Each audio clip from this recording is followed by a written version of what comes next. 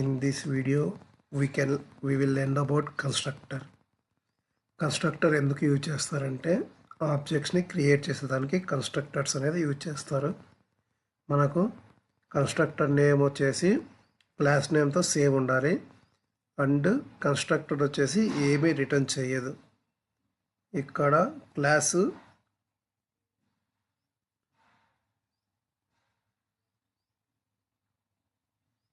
Class వచ్చేసి మనకి employee తీసుకున్నాము. సో ఇది వచ్చేసి కన్స్ట్రక్టర్ అనమాట. ఈ ఎంప్లాయీ వచ్చేసి కన్స్ట్రక్టర్ నేము అది వచ్చేసి దేనికి ఈక్వల్గా ఉంది, సేమ్ ఉంది, క్లాస్ నేమ్తో ఈక్వల్గా ఉంది. సో ఇది వచ్చేసి కన్స్ట్రక్టర్ అనమాట. కన్స్ట్రక్టర్ని ఎలా కాల్ చేస్తామంటే న్యూ కీవర్డ్తో కన్స్ట్రక్టర్ని కాల్ చేస్తాం.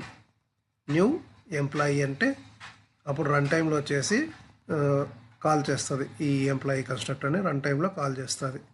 ఇది అనమాట కన్స్ట్రక్టర్ అంటే. నెక్స్ట్ వచ్చేసి టైప్స్ ఆఫ్ కన్స్ట్రక్టర్స్ చూద్దాం. ఇప్పుడు టైప్స్ ఆఫ్ కన్స్ట్రక్టర్స్ చూద్దాం. ఫస్ట్ వచ్చేసి డిఫాల్ట్ కన్స్ట్రక్టర్, సెకండ్ వన్ వచ్చేసి నో ఆర్గ్యుమెంట్ కన్స్ట్రక్టర్, థర్డ్ వచ్చేసి పారామీటరైజ్డ్ కన్స్ట్రక్టర్, ఫోర్త్ వచ్చేసి కన్స్ట్రక్టర్ ఓవర్లోడింగ్, ఫిఫ్త్ వచ్చేసి ప్రైవేట్ కన్స్ట్రక్టర్, సిక్స్త్ వచ్చేసి కన్స్ట్రక్టర్ చైనింగ్. ఇవి మనం 1 by 1 చూద్దాం. డిఫాల్ట్ కన్స్ట్రక్టర్ అనేది మనము class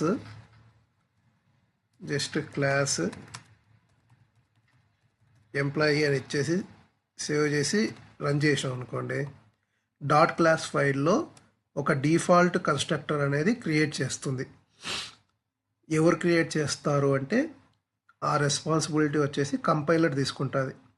compiler creates the default constructor.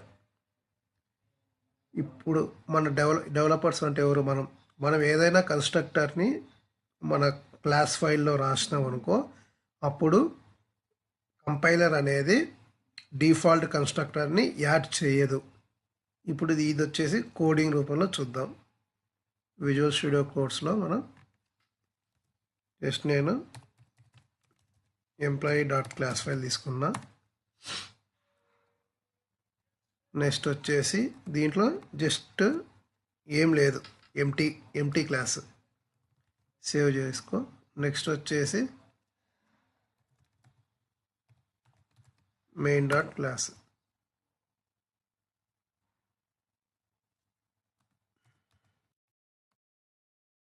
నేను జస్ట్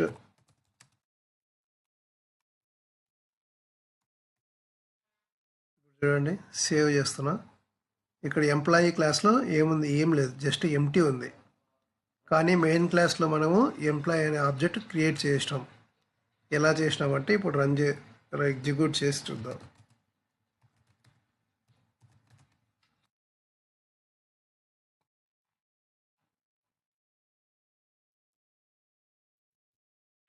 కంపైల్ చేద్దాం. Javac main dot java, ఇది కంపైల్. ఇప్పుడు కంపైల్ చేశాక మనకు మెయిన్ డాట్ క్లాస్ ఉంది, ఎంప్లాయీ డాట్ క్లాస్ ఉంది. ఇప్పుడు ఎంప్లాయీ డాట్ క్లాస్ చూద్దాం.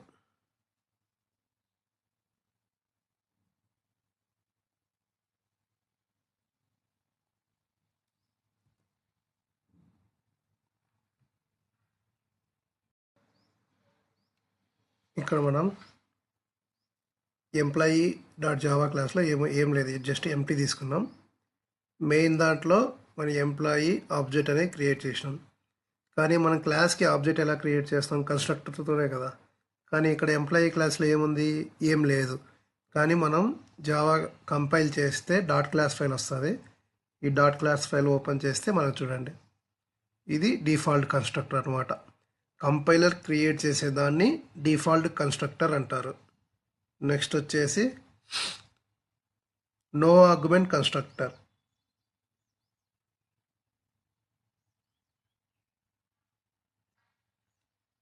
నో ఆర్గ్యుమెంట్ కన్స్ట్రక్టర్ అంటే డెవలపర్ రాస్తాడు కన్స్ట్రక్టర్ని, కానీ అందులోపల పారామీటర్స్ కానీ ఆర్గ్యుమెంట్స్ కానీ ఏముండవు. దాన్ని నో ఆర్గ్యుమెంట్ కన్స్ట్రక్టర్ అంటారు. సో ఇప్పుడు దాన్ని మనం ఎగ్జాంపుల్ చూద్దాం. ఇప్పుడు చూడండి, కంపైలర్ క్రియేట్ చేసే దాన్ని డిఫాల్ట్ కన్స్ట్రక్టర్ అంటారు అనమాట. ఇప్పుడు ఎంప్లాయీ క్లాస్లో నేను ఒక కన్స్ట్రక్టర్ రాస్తాను.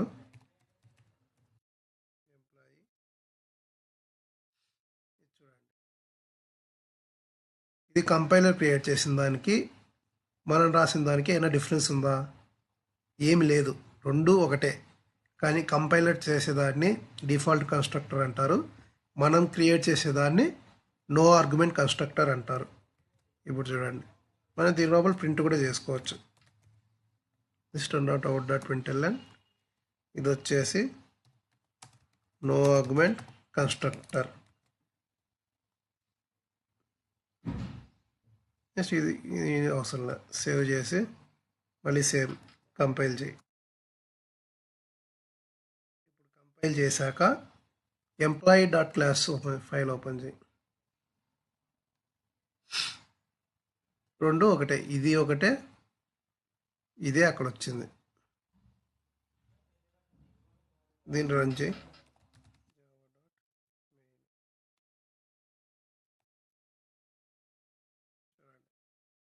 నో ఆర్గ్యుమెంట్ కన్స్ట్రక్టర్ అని వచ్చింది. సో ఇది నో ఆర్గ్యుమెంట్ కన్స్ట్రక్టర్. నెక్స్ట్ వచ్చేసి పారామీటరైజ్డ్ కన్స్ట్రక్టర్. ఇందాక నో ఆర్గ్యుమెంట్ కన్స్ట్రక్టర్ చూసినాం కదా, సేమ్ అదే, కానీ పారామీటర్స్ యాడ్ చేస్తాం. పారామీటర్స్ కానీ ఆర్గ్యుమెంట్స్ కానీ యాడ్ చేసి దాన్ని పారామీటరైజ్డ్ కన్స్ట్రక్టర్ అంటారు. ఇప్పుడు దానికి ఎగ్జాంపుల్ చూద్దాం. ఇదేమైంది, ఇది నో ఆర్గ్యుమెంట్ కన్స్ట్రక్టర్, సేమ్ అదే, కానీ ఇక్కడ ఇంటి ఏజ్ అని ఇస్తే పారామీటరైజ్ కన్స్ట్రక్టర్.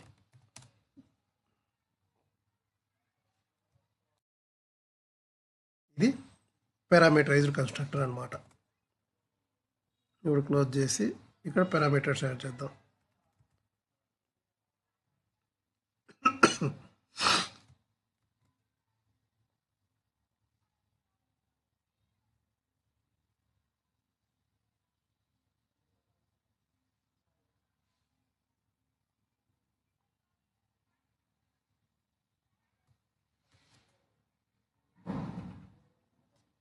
దీన్ని రన్ చేద్దాం.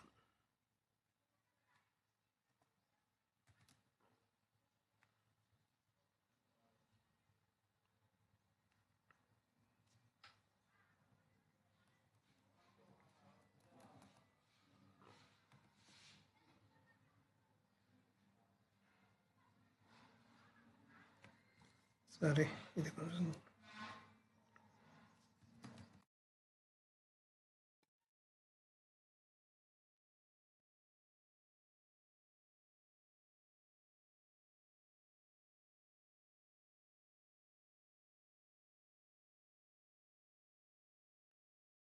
కొత్త టెర్మినల్ ఓపెన్ చేసుకున్నాం. అది కొంచెం స్ట్రక్ అయింది.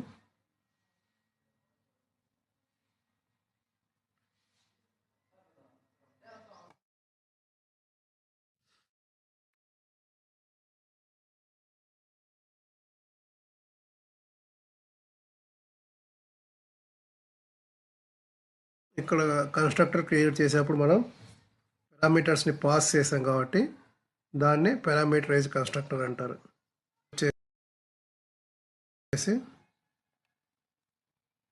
Constructor overloading. ఈ కన్స్ట్రక్టర్ ఓవర్లోడింగ్ మనం ఆబ్జెక్ట్ ఓరియంటెడ్ ఫీచర్స్ దాంట్లో చెప్పుకున్నాం. కన్స్ట్రక్టర్ నేము సేమ్ ఉండి దాని పారామీటర్ లిస్ట్ డిఫరెంట్ ఉంటే దాన్ని కన్స్ట్రక్టర్ ఓవర్లోడింగ్ అంటారు.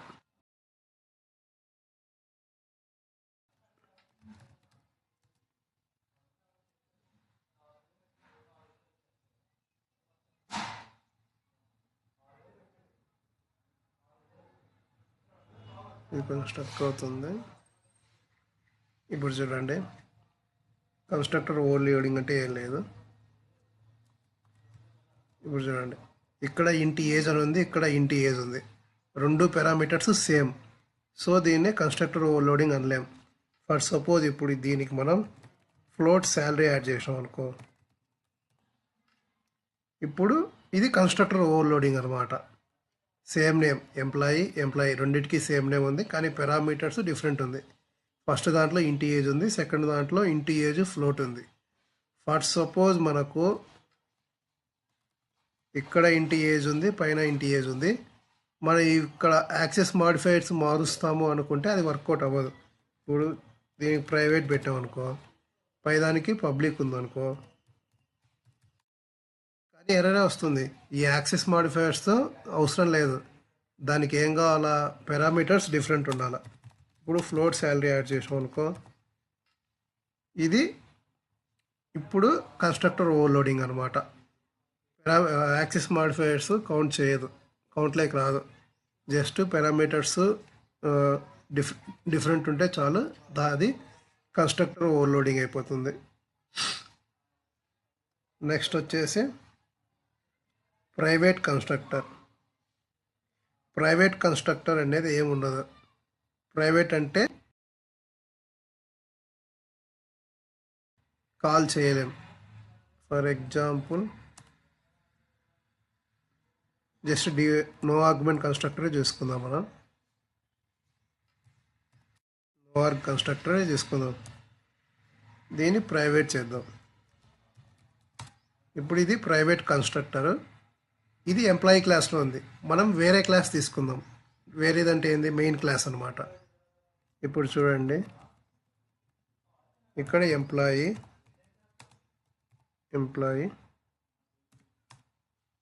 Equals to new.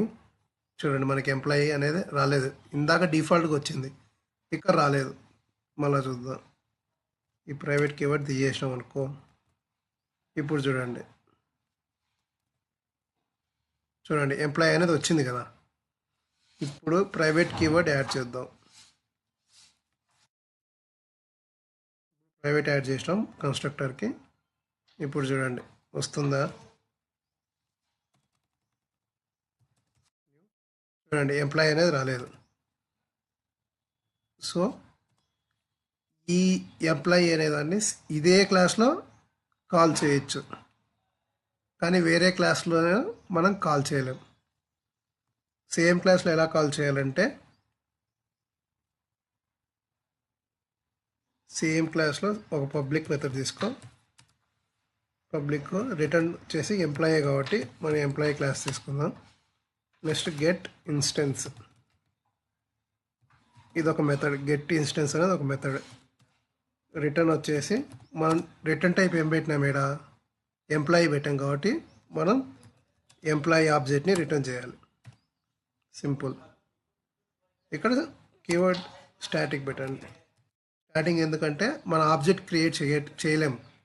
So direct class నేమ్తో ఈ గెట్ ఇన్స్టెన్స్ మెథడ్ని కాల్ చేద్దాం. ఇప్పుడు పబ్లిక్ స్టాటిక్ వాయిడ్ మెయిన్. ఇప్పుడు చూడండి క్లాస్ నేమ్ అయింది ఎంప్లాయీ డాట్ ఏం method, get instance method call చేస్తున్నాం. సింపుల్.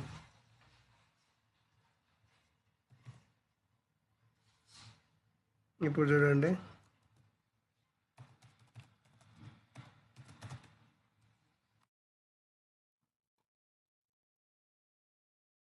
ఎంప్లాయీ క్లాస్ని కంపైల్ చేసినాం. ఇప్పుడు ఎంప్లాయీ క్లాస్ని రన్ చేద్దాం.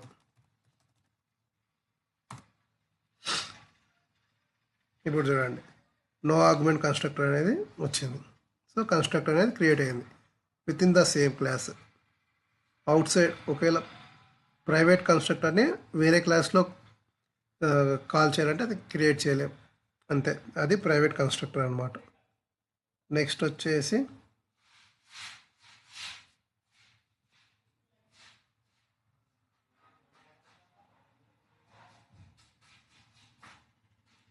నెక్స్ట్ వచ్చేసి constructor chaining. Constructor chaining is possible in 2 ways అనమాట, using 2 keywords. This keyword, next వచ్చేసి సూపర్ కీవర్డ్. ఫస్ట్ మనం దిస్ కీవర్డ్ చూద్దాం.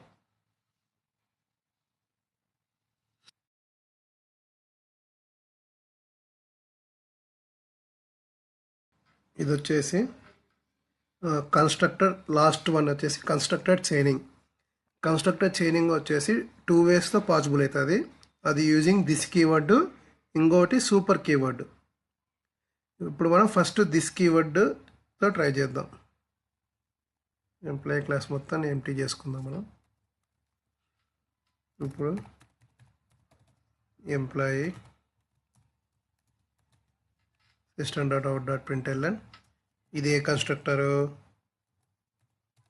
No argument constructor. ఇది నో ఆర్గ్యుమెంట్ కన్స్ట్రక్టర్. నెక్స్ట్ మనం ఇంకొక కన్స్ట్రక్టర్ తీసుకుందాం. దీంట్లో ఇంట్ ఏజ్ అనేది ఇద్దాం. ఇది వచ్చేసి పారామీటర్ కన్స్ట్రక్టర్. నెక్స్ట్ వచ్చేసి ఇంకొక కన్స్ట్రక్టర్ తీసుకుందాం. ఇక్కడ వచ్చేసి ఫ్లోట్ శాలరీ. ఇది కూడా పారామీటర్ కన్స్ట్రక్టరే, డిఫరెన్స్ ఉండాలని చెప్పి మనం కన్స్ట్రక్టర్ ఫుల్ నేమ్ రాసుకుందాం. సో ఇది నో ఆర్గ్యుమెంట్ కన్స్ట్రక్టర్, ఇది ఈ రెండు పారామీటరైజ్ కన్స్ట్రక్టర్. టోటల్ 3 కన్స్ట్రక్టర్స్ ఉన్నాయి. ఇప్పుడు కన్స్ట్రక్టర్ చైనింగ్ అంటే మనం ఈ కన్స్ట్రక్టర్, ఇది నో ఆర్గ్యుమెంట్ కన్స్ట్రక్టర్ నుంచి ఇంటి ఏజ్ ఉన్న పారామీటరైజ్ కన్స్ట్రక్టర్ని కాల్ చేయడం. మళ్ళా ఇంటి ఏజ్ ఉన్న కన్స్ట్రక్టర్లో దాని కింద ఉన్న కన్స్ట్రక్టర్ని కాల్ చేయడం. అర్థమైందా? స్టెప్ బై స్టెప్ అనమాట. ఇప్పుడు ఈ కన్స్ట్రక్టర్లో ఈ కన్స్ట్రక్టర్ని కాల్ చేయడం, ఈ కన్స్ట్రక్టర్లో ఈ కన్స్ట్రక్టర్ని కాల్ చేయడం యూజింగ్ దిస్ కీవర్డ్ అనమాట. దిస్ కీవర్డ్తో పాసిబుల్ అవుతుంది. ఎలా పాసిబుల్ అవుతుంది అంటే, ఇప్పుడు మనం దిస్ అనేది ఖచ్చితంగా first executable statement in the constructor. అంటే ఫస్ట్ లైన్లో దిస్ ఉండాలి. మళ్ళీ సెకండ్ లైన్లో దిస్ ఉంటే అది కన్సిడర్ చేయదు, ఓన్లీ ఒకటే ఉండాలి, అది ఫస్ట్ లైన్లోనే ఉండాలి. చూడండి ఇక్కడ దిస్ ఆఫ్ ఏజ్ కాబట్టి మనం 27 ఇద్దాం. చూడండి ఇప్పుడు ఎర్రర్ ఏం రాలేదు. మళ్ళీ సేమ్ ఇదే నెక్స్ట్ లైన్లో కూడా ఇద్దాం. చూడండి నెక్స్ట్ లైన్లో ఇచ్చినప్పుడు ఎర్రర్ వచ్చిందంటే ఓన్లీ ఒకటే ఉండాలి, అది ఫస్ట్ లైన్ ఉండాలి. ఇప్పుడు ఇప్పుడు ఈ పాయింట్తో ఏం ప్రూవ్ అయింది? ఓన్లీ ఫస్ట్ లైనే ఉండాలి, సెకండ్ లైన్ దిస్ ఉండకూడదు, అది ప్రూవ్ అయింది కదా. ఇప్పుడు ఇక్కడ కాపీ చేసుకొని రిమూవ్ చేసి system.out.println తర్వాత పెడదాం. ఇప్పుడు ఈ పాయింట్ ఏం ప్రూవ్ అయింది? ఒకటే దిస్ కీవర్డ్ ఉండాలి, అది ఓన్లీ ఫస్ట్ లైన్లోనే ఉండాలి, ఇంకెక్కడా ఉండకూడదు, ఓన్లీ సింగిల్ దిస్ ఉండాలి, అది ప్రూవ్ అయింది. ఇప్పుడు ఏమర్థమైంది? దిస్ కీవర్డ్ అనేది ఫస్ట్ లైన్లో ఒకటే ఉండాలి, రెండో దిస్ ఉండకూడదు. ఇప్పుడు చూడండి ఈ దిస్ నుంచి మనం ఏం కాల్ చేస్తున్నాం? ఏజ్ కన్స్ట్రక్టర్ని కాల్ చేస్తున్నాం. ఏజ్ పెరం కన్స్ట్రక్టర్ని కాల్ చేస్తున్నాం. ఇది వచ్చేసి ఏజ్ శాలరీ పెరం కన్స్ట్రక్టర్ అనుకుందాం. ఇప్పుడు ఏజ్ పెరం కన్స్ట్రక్టర్లో నుంచి మనం ఏజ్ శాలరీ ఉన్న కన్స్ట్రక్టర్ని కాల్ చేద్దాం. సేమ్ అంతే, this of age 27, 434200.00 F. Float కాబట్టి ఎఫ్ ఇవ్వాలి, లాస్ట్లో సెమికోలన్. ఇప్పుడు ఏంది? ఏజ్ కన్స్ట్రక్టర్ నుంచి మనం ఏజ్ శాలరీ కన్స్ట్రక్టర్ని కాల్ చేస్తున్నాం. ఇప్పుడు వీడికి వెళ్ళేసి మనం ఒక ఆబ్జెక్ట్ క్రియేట్ చేద్దాం.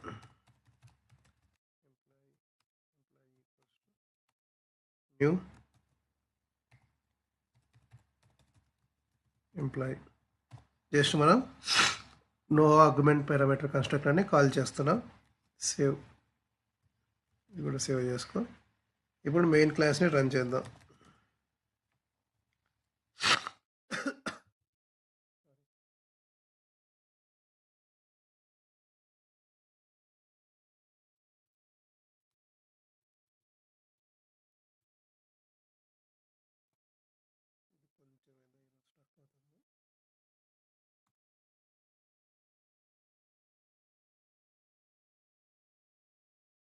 ఇది కంపైల్ సక్సెస్ఫుల్.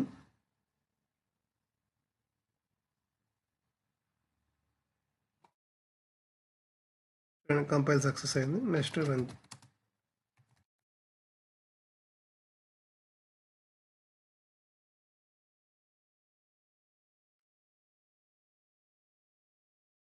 మనకు ఫస్ట్ చూడండి ఇక్కడ అవుట్పుట్ ఏమొచ్చింది చూడండి. ఏజ్, శాలరీ, పెరమ్, కన్స్ట్రక్టర్ ఫస్ట్ ఇది వచ్చింది. తర్వాత ఏజ్ పెరమ్ కన్స్ట్రక్టర్ వచ్చింది. తర్వాత నో ఆర్గ్యుమెంట్ కన్స్ట్రక్టర్ వచ్చింది. సో రన్ టైంలో ఏమవుతుందంటే ఫస్ట్ ఈ కోడ్ ఇదంతా కాపీ చేసుకొని మీకు పెయింట్ దాంట్లో ఎక్స్ప్లెయిన్ చేస్తే మీకు ఐడియా వస్తుంది. ఇక్కడ కంపైలర్ ఏం చేస్తుందంటే ఫస్ట్ కంపైలర్ అనేది ఎంప్లాయీ కన్స్ట్రక్టర్లోకి వెళ్ళి ఈ దిస్ అనేది చూస్తుంది. ఈ దిస్ ఆఫ్ 27, ఈ దిస్ ఆఫ్ 27 అంటే 27 ఏజ్ కాబట్టి ఈ కన్స్ట్రక్టర్లోకి వస్తుంది. ఈ కన్స్ట్రక్టర్లోకి వచ్చినాక ఏజ్ కన్స్ట్రక్టర్లోకి వచ్చినాక అప్పుడు మళ్ళీ ఇక్కడ ఒక దిస్ ఉంది కాబట్టి ఈ దిస్ని చూస్తే ఇక్కడ ఏముంది 2 పారామీటర్స్ ఉన్నాయి. ఏజ్ ఒకటి ఉంది, శాలరీ ఒకటి ఉంది. మళ్ళీ అదేమవుతుంది ఏజ్ శాలరీ ఉన్న కన్స్ట్రక్టర్ ఉందా లేదా అని చెక్ చేస్తుంది. ఒకవేళ ఉందనుకోండి వీడికి వస్తుంది. సో ఇక్కడికి వచ్చేసి ఇప్పుడు ఏజ్ శాలరీ ఉన్న కన్స్ట్రక్టర్లోకి వచ్చి ఈ system.out.println అని ఫస్ట్ ప్రింట్ చేస్తుంది. ఇది వచ్చేసి ఫస్ట్ ప్రింట్. తర్వాత ఏమవుతుంది పైకి వెళ్ళి ఈ age.system.out.println ఉంది కదా దీన్ని సెకండ్ ప్రింట్ చేస్తుంది. నెక్స్ట్ ఈ నో ఆర్గ్యుమెంట్ కన్స్ట్రక్టర్ ఉంది కదా దీన్ని థర్డ్ ప్రింట్ చేస్తుంది. అర్థమైందా? ఇది దిస్ కీవర్డ్తో. నెక్స్ట్ వచ్చేసి సూపర్ కీవర్డ్ చూద్దాం.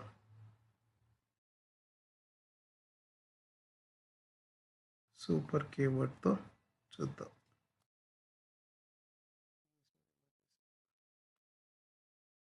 సూపర్ కీవర్డ్ అంటే ఇన్హెరిటెన్స్ ఉండాలి కాబట్టి సూపర్ కీవర్డ్ ఎప్పుడు ఇన్హెరిటెన్స్తోనే చేయాలి. ఇప్పుడు మేనేజర్ కూడా ఒక కన్స్ట్రక్టర్ రాద్దాం.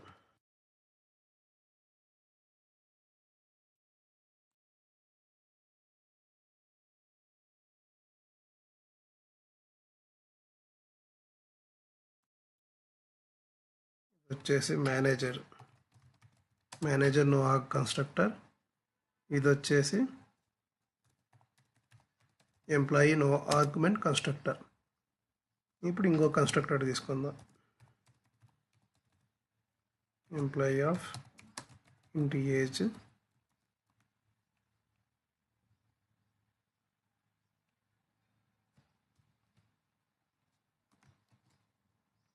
Employee పెరమ్ constructor. ఇప్పుడు మనం ఈ మేనేజర్ కన్స్ట్రక్టర్ ఇక్కడ ఫస్ట్ ఎక్స్టెన్స్ కీవర్డ్ యూజ్ చేసి మనం ఎంప్లాయీ క్లాస్ రాసుకోవాలి. సో మనం జస్ట్ డిఫాల్ట్గా రన్ చేద్దాం. మెయిన్ క్లాస్లోకి వెళ్ళి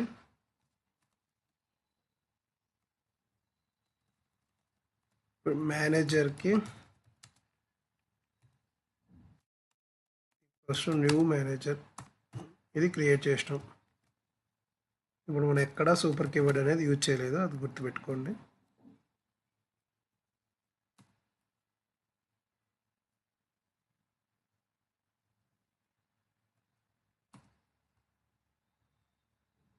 చూడండి మన కన్స్ట్రక్టర్ క్రియేట్ చేసిన దేనికి క్రియేట్ చేసినాం? మేనేజర్కి కన్స్ట్రక్టర్ క్రియేట్ చేసినాం. కానీ ఫస్ట్ ఇక్కడ ఏం ఎగ్జిక్యూట్ అయింది చూడండి, ఎంప్లాయీ నో ఆర్గ్యుమెంట్ కన్స్ట్రక్టర్ అనేది ఫస్ట్ ఎగ్జిక్యూట్ అయింది. ఎందుకు ఎగ్జిక్యూట్ అయింది? మనం మేనేజర్.క్లాస్లోకి వెళ్దాం. ఎంప్లాయీ మెయిన్ యాక్చువల్లీ సూపర్ అనేది రావాలి, అది మిస్ అయింది. సో డిఫాల్ట్గా కంపైలర్ అనేది సూపర్ అనేది యాడ్ చేసింది. సో యాడ్ చేయడం వల్ల ఎంప్లాయీ క్లాస్లో ఉన్న నో ఆర్గ్యుమెంట్ కన్స్ట్రక్టర్ అనేది మనకు ఇక్కడ ఫస్ట్ రన్ అయింది. చూద్దాం. ఇప్పుడు మనం ఇద్దాం సూపర్ కీవర్డ్ ఇచ్చి ఒక పారామీటర్ని పాస్ చేద్దాం. ఏజ్ పారామీటర్ పాస్ చేసినాం 27. ఇప్పుడు మళ్ళీ సేమ్